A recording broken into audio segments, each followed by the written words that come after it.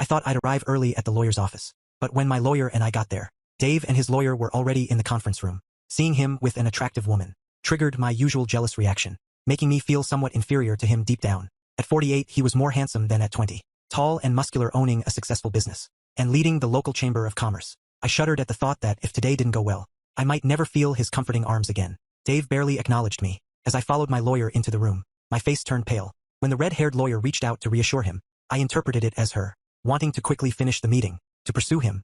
I knew from experience that she would enjoy it, as my husband was skilled and knew how to use his charm. Dave smiled at her, but remained neutral when he looked at me. Frustrated by Dave's determination not to talk to me, I was forced to attend the meeting, while my lawyer chatted with the red-haired lawyer. I sat down. Dave took a folder from my large purse, opened it and laid out the finished 2-page script. Seeing Dave smile faintly, I knew he was aware of my thorough preparation. He set up a laptop plugged in speakers, and put a single sheet of paper next to it. Then casually he put his hands on the table and looked at me with a polite but insensitive face. No anger, no hat. No gris. I had prepared for this meeting for 3 days, knowing my script by heart. I used my knowledge of David Brown to appeal to his emotions. We gathered to discuss Mrs. Julian Brown agreeing to sign a divorce petition if Dave listened to her for at least 1 hour. If everyone is ready, I suggest the hour begins now, she said, turning the timer knob. It began to tick loudly, emphasizing the silence in the room. I was annoyed that Dave insisted on having lawyers present instead of a private meeting. I planned to share my feelings for the next 45 minutes before making Dave admit to something, justifying my inappropriate behavior. It's awkward with just the two of us, even more humiliating in front of strangers. Well, no point in dwelling on the negatives. I had no choice. Glancing at my unnecessary notes, I crossed my fingers, remembering my friend Sonia's advice. I cleared my throat. I expressed gratitude for Dave's willingness to meet with me today. I acknowledged my error and clarified that it wasn't related to his failure, but rather my own self-centeredness. I had spent days reflecting on this, hoping that Dave would appreciate my honesty. I believed he desired to forgive me, and my speech aimed to offer the justification he needed. Contemplating what might happen if the kids were at home, I considered playing the Dave you can't break up the family card, confident it would succeed. Observing his reaction to my speech, I examined his face and was taken aback by his response. In the ensuing silence, Dave's expression remained neutral. He didn't even direct his gaze toward me. Methodically, he raised his pen and marked a check next to the first sentence in his notes. My first words almost completely confused me. I said exactly what he expected, shaking my confidence in my arrogance. I forgot that not only had I come up with my argument based on 30 years of knowing him, but he had spent those 30 years looking back at me. I'm not ashamed to admit I was shocked. I emphasized the importance of sticking to the script, reiterating that the situation with Dave was a result of my own foolish and self-centered decisions. I conveyed the feelings of being lost without children, feeling aged, unattractive, and worthless.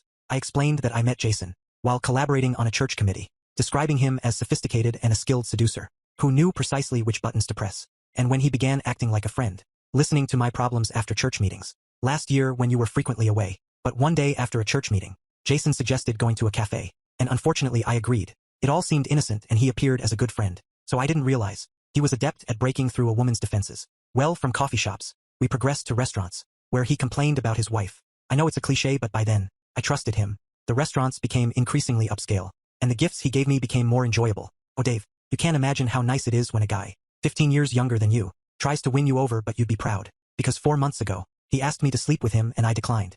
I should have refused to meet him after that, when his intentions were clear, but by then I had become somewhat reliant on the effect his compliments and attention had on my ego and confidence. I fell silent and sniffled, wiping my eyes with the finger I had previously rubbed on an onion piece in my pocket.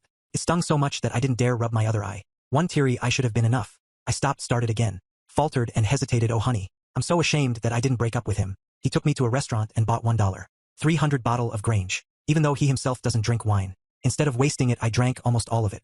I'm pretty sure that's what he wanted. I was too nervous to resist him. When we left the restaurant, he offered to take me home, and I foolishly agreed. Once in the driveway, he leaned over and kissed me, but I was too drunk to stop him. You know how I get after a couple of glasses of wine. Then he started touching my chest. At this point my logic was completely broken, and I remember just thinking that I should move him out of the driveway, so the neighbors wouldn't see us. For the same reason, I opened the garage door and forced him to park inside. I cheated a little by admitting that even in the car, I thought Jason might be staying a while, and I certainly didn't want the neighbors to see a strange car in the driveway the next morning. But it was all a calculated risk on my part. I knew enough about men in general to understand that being betrayed was a major blow to a man's ego, and I wanted Dave to ensure that no one else ever found out about it. Well, except for 2 lawyers. Well, Jason got out of the cars. The garage door was closing, and started kissing me again. As I said, I had already drunk most of the bottle of Grange, and was ripe for plucking. He grabbed my key and LED me inside. I took him to one of the spare bedrooms, and I will be ashamed of this until the day I die. I let him do whatever he wanted with me. I'm so sorry, Dave. My only saving grace was that I was composed enough with him to get him to put on a safe. After Jason came, I think we both fell asleep. Because I was drunk, and he because he must have been tired. After a 4 or 5 month chase, I know for sure I wouldn't have done it if I wasn't drunk and depressed when I woke up, and I definitely would have kicked him to the curb. Immediately instead, you entered the room and turned on the light. I have never been so ashamed in my life. The look of pain on your face just killed me. I realized how much misuse I caused to you and us, with one simple mistake. With tears still flowing from one eye, I turned my pleading gaze to my husband. Having spent a lifetime together, I knew that I could read his expression, like an open book, and be able to judge how my request was going.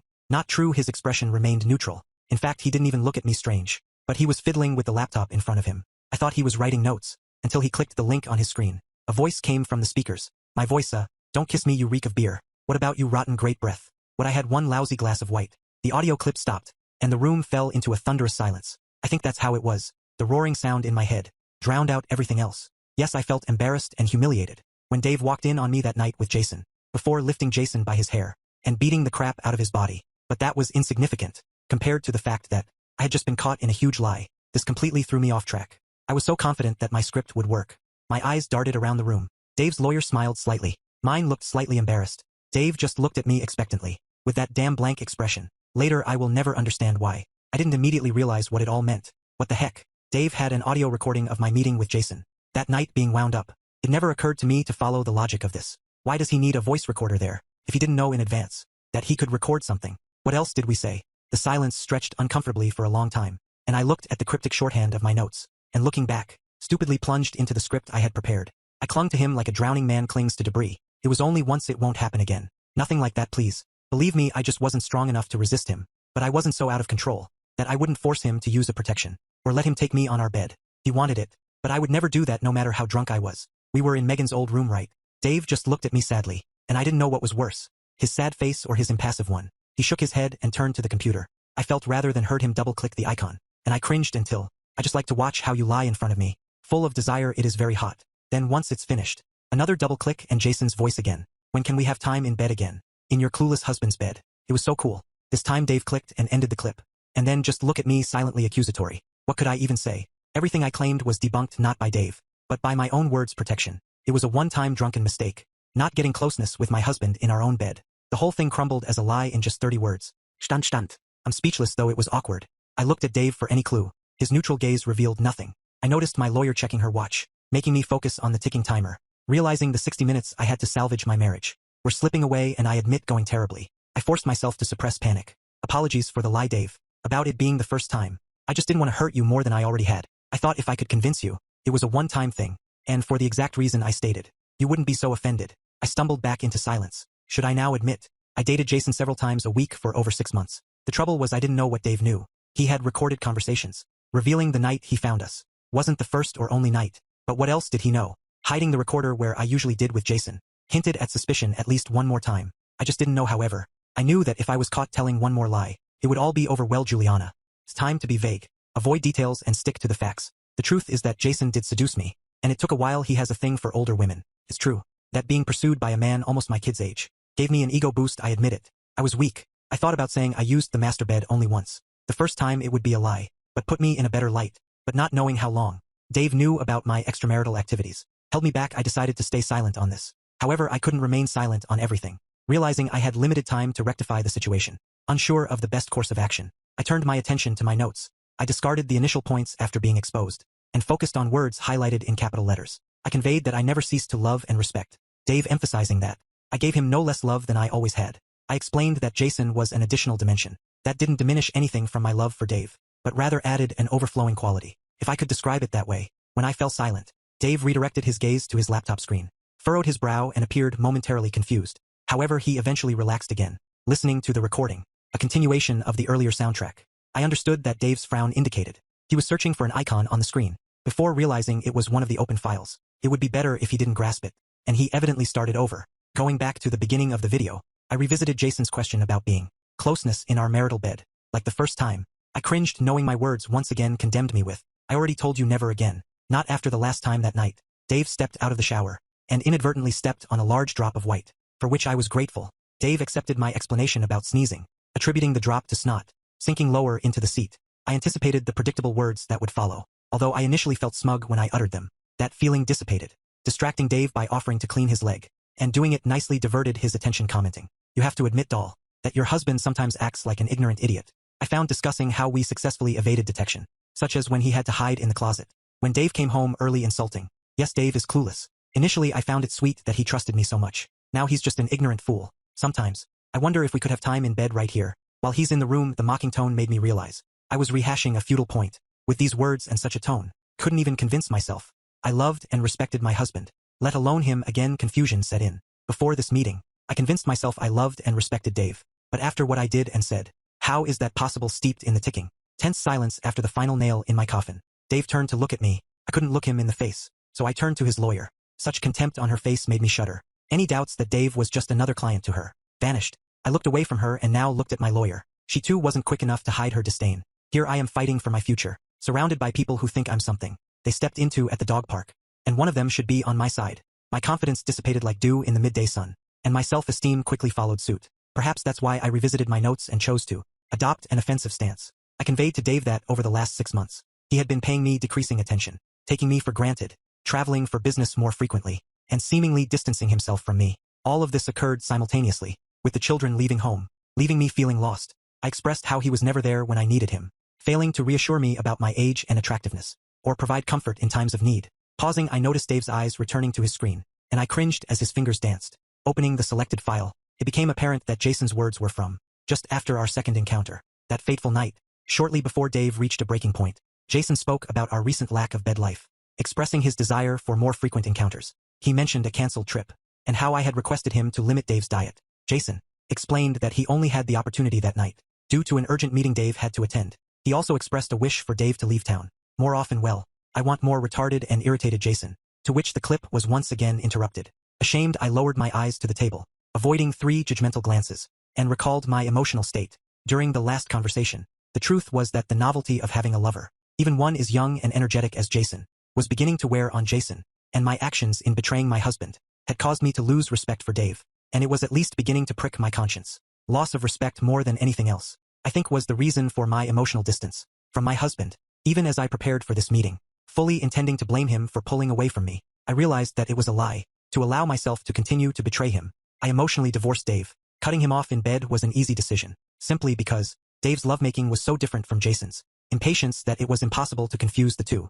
This reinforced to me that what I was doing was very, very wrong, so I began to reject my husband's advances. While he pressed for a while that he stopped, I suddenly realized that he should have been screaming for my attention. Months ago, Dave suddenly gave up his bed life around the same time. He began working longer hours and going away more often. At the time I thought he was also emotionally distancing himself from me. I closed my eyes now, completely confused about who was distancing himself from who, and then something clicked. Dave must have known for a long time. That's why he knew. He had to hide the recorder in Megan's room. Crap.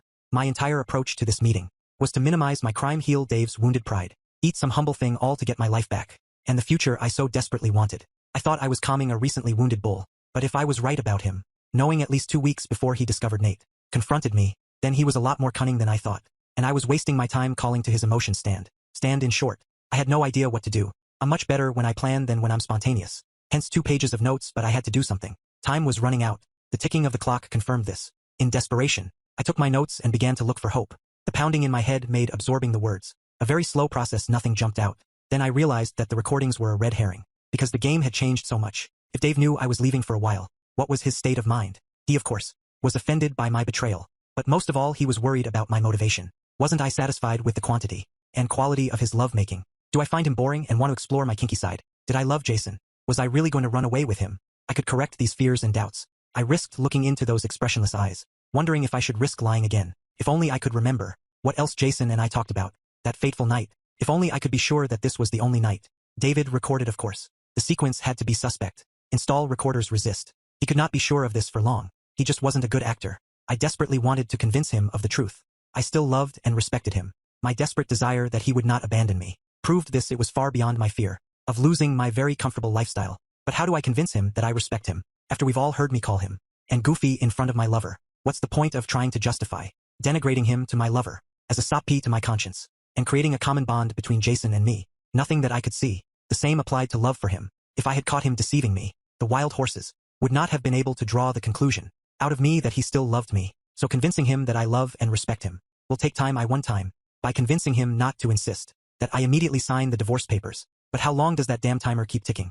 To convince him of this one thing was for sure. My next few sentences were going to score points. Lots of points summoning my courage. I directed my gaze across the table at Dave. I conveyed to him that I understood. He perceived a loss of my love and respect. Reassuring him that it was not the case, I affirmed my love for him and our life together, expressing a sincere desire to spend the remainder of my days solely with him. I acknowledged the gravity of my actions, admitting that Jason was a distraction, and that I didn't love him. Furthermore, I assured Dave that running away with Jason was never my intention. I admitted the wrongdoing of my actions, particularly in response to Jason's proposal to limit our closeness. Reflecting on the situation, I confessed that I didn't know why I went through with it, especially after convincing myself that I was merely providing Jason with an excess that Dave couldn't handle. I highlighted that Jason lacked the stamina and experience that Dave possessed, and my actions were driven solely by lust and selfishness. Although the physical aspect brought a temporary satisfaction, it was devoid of any genuine emotion. I clarified that I didn't engage in the same perversions with Jason that I had denied Dave throughout the years. Time seemed to slow down,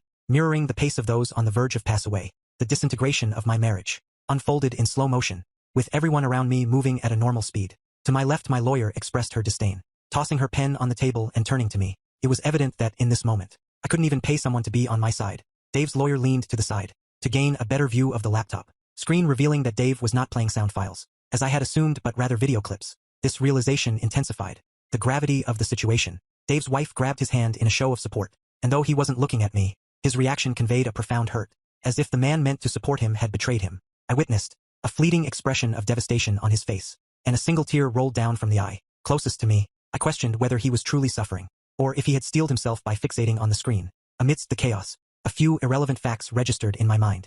The recording was made at least 3 weeks before the collision, meaning Dave had been witnessing my betrayal for some time, enough to discern a pattern. Silence enveloped us as the speakers played, the heat that had once suffused the room, now transforming into a sense of dirtiness, sloppiness, and tastelessness. I focused on the table, and my lawyer laid out the divorce papers before me. Helpless, I couldn't counter the vile behavior that Dave had uncovered. With unparalleled ease, he dismantled all my rationalizations, minimizations, and feeble attempts at reconciliation. It was over. Dave, acting as an orchestra conductor, didn't utter a word today. Instead, he indicated the section of the orchestra he wanted to play next, using his skills and talents to execute a silent symphony of separation. No, it wasn't Dave. I ascended the scaffold myself, blindfolded, and with a noose in hand kicking the lever. Dave simply erected the scaffold and departed. As soon as he played the last clip, he knew precisely what I was going to say, leaving me with no chance at redemption. And when I came up with my arguments, based on my closeness, knowledge of him after observing him for 3 decades, I had forgotten that he also looked at me for the same amount of time, looking back at me with her smart, penetrating eyes. The shame and humiliation were unbearable, and finally caused me to run away. Escape was what I needed, running back to the house that was still my home, at least until Dave got the eviction notice. That was part of the agreement, an escape to children who I hope will never know, and will continue to love me unconditionally. The only way to salvation lay through a receipt. With the loss of most of my life, I took the pen, signed the 2 agreements, and threw it away in one fluid motion. I was surprised Dave's business wasn't worth more, but that's what my lawyer's assessment found. And of course, Dave had plenty of time to hide most of it. By that time, the last recording had thankfully ended, and the ticking silence returned. My lawyer took the signed papers, handing me a copy, while placing the rest in her briefcase. She left the room, leaving me seated frozen, torn between the desire to run and the wish to convey a positive message. I longed for an ember of hope, something to convince myself that there might be a chance to rekindle the flame, someday, to let Dave know that I still cared about his well-being. The sharp sound of an alarm clock disrupted my thoughts, prompting me to stand up and deliver my positive phrase. The jackal, holding Dave's hand with both hands, urged him not to seek revenge on Jason, expressing her fear of never forgiving herself if he ended up in prison. Dave's response was another damning video, thankfully not featuring my voice, but that of another woman, speaking in an almost shrill tone. She mentioned the consequences Jason would face if her brothers got to him first, identifying herself as Mrs. Jason. Initially, I had thought Jason's silence after the beating reflected fear on his part, but now I pondered that being divorced and penniless might be a fitting end for the scammer. The burden on my conscience grew heavier as I considered that he might die because he had been involved with me. As I prepared to leave, I couldn't bring myself to look Dave in the face, whether he had his expressionless face, whether he was laughing or crying. It all pained me, a constant reminder of the misuse I had caused. This good man, he had lost everything except my house and money, and suffered a tremendous emotional blow. All at my hands. I deserved every bit of his anger. Through tears, I managed to squeeze out a feeble goodbye, dear. As I shuffled towards the door, my pathetic attempt to salvage my old life was discarded, akin to a plague beetle. Perhaps my daughter Megan would visit me while I drowned myself in oblivion, or if she wasn't available, then my son Joel. Just as I began to push the door, voices behind me caught my attention. Another damn recording. An excited young male voice accused Cheater. A very familiar female voice intervened asking, "Are you sure, Dad? I think I'll drink alone today."